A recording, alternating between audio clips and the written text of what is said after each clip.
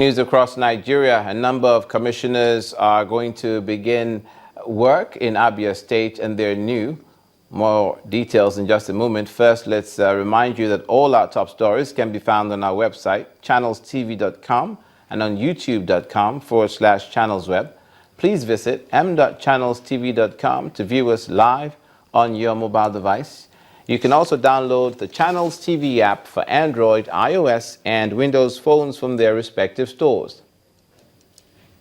We'd also like to urge you to please interact with the Eyewitness feature in the Channels TV app on the Android, iOS, and Windows platforms. If you have pictures or videos you'd like to share with us, tap the application on your device, swipe to reveal the Eyewitness menu, and follow the instructions. We're turning our attention to the southeastern part of the country now, Abia State to be exact.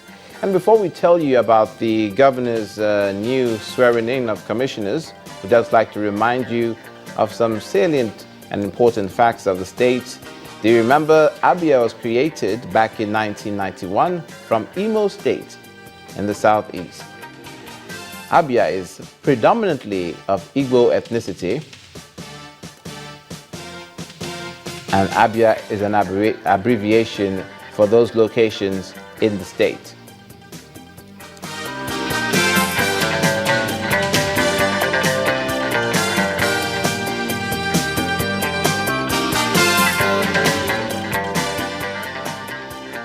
Abia State Governor Ikpeazu has sworn in 20 commissioners. The ceremony, which took place at the Michael Okpara Auditorium, Umuahia, comprises of 4 commissioners that have served in the previous administrations. According to the governor, the men and women assigned to be part of the executive were carefully chosen based on their precedents and assurance that they will deliver in their various ministries and work with the administration to turn around the fortunes of the state.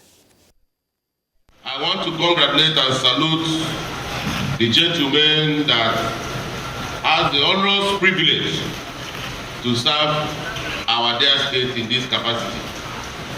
I want to put it on record that Abia State House of Assembly was very painstaking and committed in the screening of this gentleman on our behalf. I do not think that any of them spent 1 naira in that House of Assembly to arrive where they are today. What it means is that they are here to serve Ndabia, not because of whatever money they must have spent, but just because Abia needs people to serve them at this moment in history. Therefore, I urge them to put aside whatever airs and sentiments that will not assist in the lifting of the lives of the average Abia person in the days ahead. We will continue to maintain zero tolerance for all forms of bribery, kickback, and corruption. In the days ahead, we expect that rather than ask what Abia will do for you, you should continue to ask yourself what you are willing to do for your fatherland. And those words, I think, were made popular by an American president, either Kennedy or so. Ask not what your country can do for you, but what you can do for your country. That was the governor of Abia State, Ikpeazu. From the southeast to the southwest, fire service officials are currently battling to put out a fire which gutted a foam factory in Kirikiri in the Mautu area of Lagos State. The cause of the accident is not yet known, but the fire service operatives are trying their best to stop the spread of the fire from causing more damage to other parts of the factory and the industrial area. The site of the disaster is about 25 kilometers to the capital of the state, Ikeja.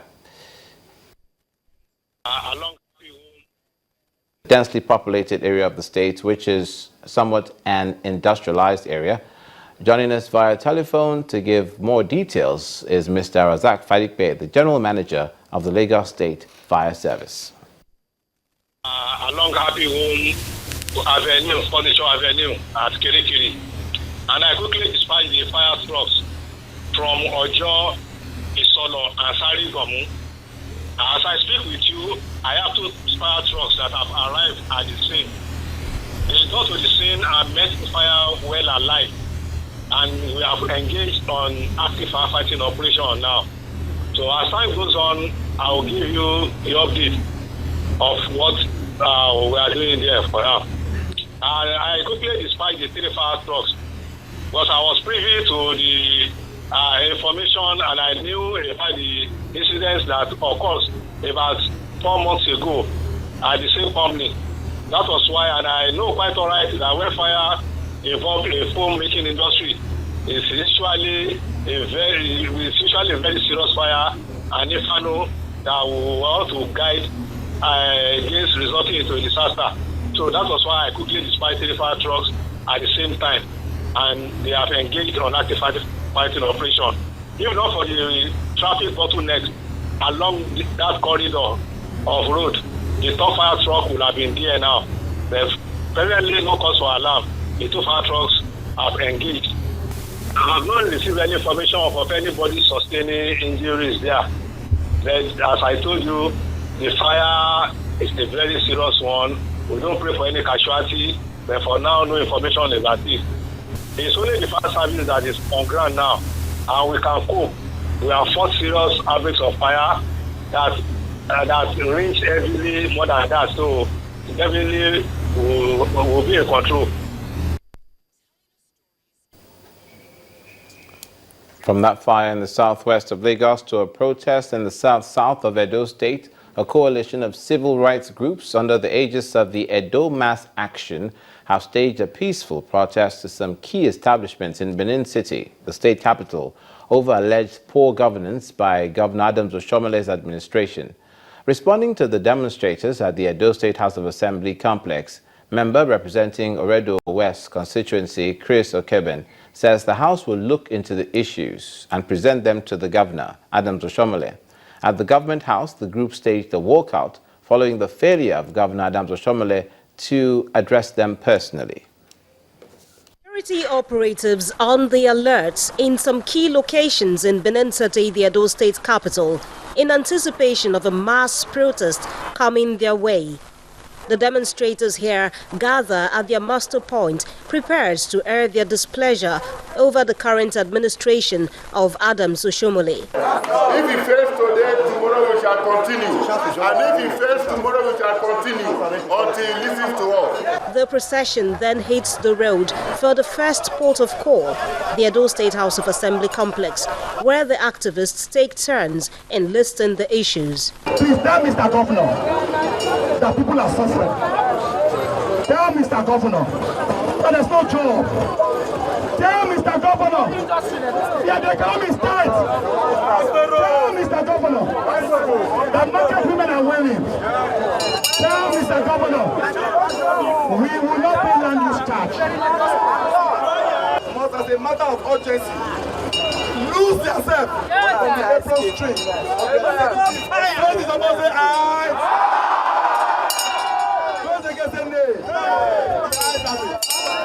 In the absence of the Speaker of the Edo State House of Assembly, member representing Oredo West constituency, Chris Okaiben, tries his best to calm the crowd. In a democracy, some of us have a right to our opinion, but we are also here on this side as your listening servants and as those who you have elected to offices to represent you. We will not shy away from our responsibility because we are afraid of you. But one thing we can assure you is that we will speak on your behalf, and in due course, you shall hear from the Edo State House of Assembly. At the Government House, the group insists on seeing the state's #1 man, refusing to listen to the representatives of the governor. It was an action that showed that the protesters want answers to all their questions. You're watching News Across Nigeria. When we come back after the break, the North Central region, Kwara State, and its concern about a 100-megawatt power project. Stay with us.